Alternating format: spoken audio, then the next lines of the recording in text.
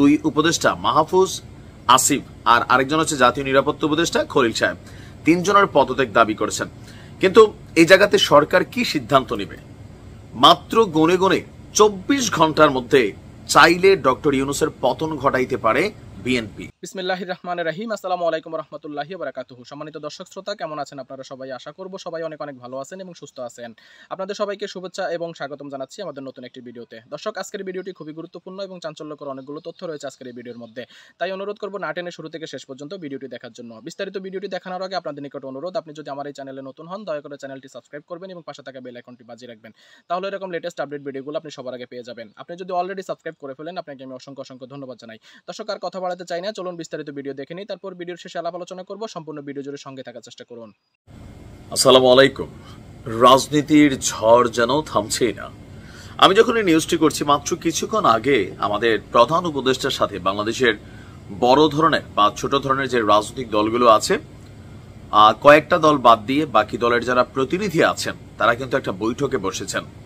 Target হচ্ছে একটা জাতীয় ঐক্য প্রতিষ্ঠা করা। ডক্টর মোহাম্মদ ইউনূসের রাজনৈতিক সমর্থনটা মুখে মুখে বলবৎ থাকলেও রাজপথে বা মাঠে আসলে এই জিনিসটা সরকারের জন্য এখন আর নাই।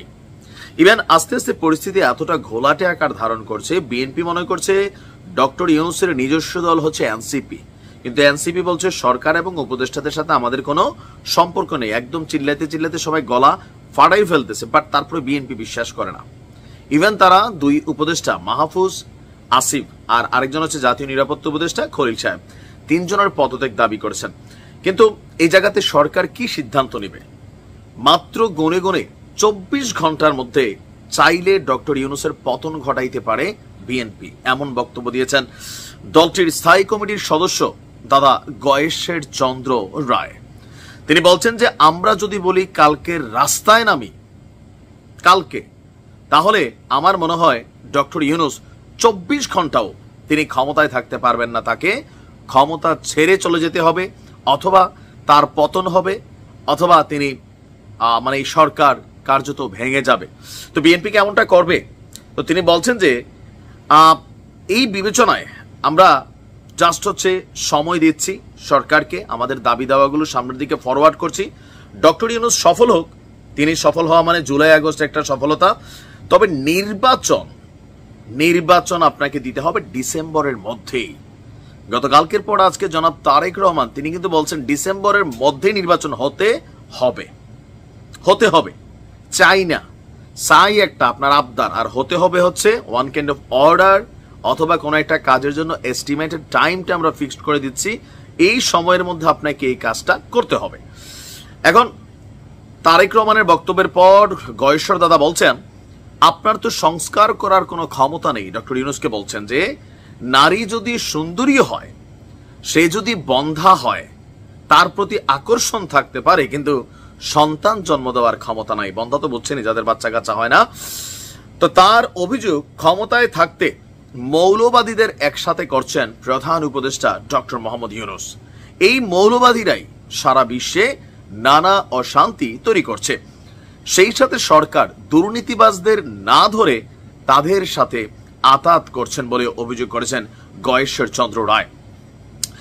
এমনকি আপনার জুলাই আন্দোলনের নেতৃত্ব দেওয়া আমাদের ব্লুটুথ বয়েজদের উদ্দেশ্য তিনি বলছেন যারা নাকি 24 জুলাইয়ে 11 দিন আন্দোলন করে মুকুট চায়, তাদের মুকুট অনেক আগেই জাতি দিয়ে দিয়েছে, আমরা দিয়ে দিয়েছি।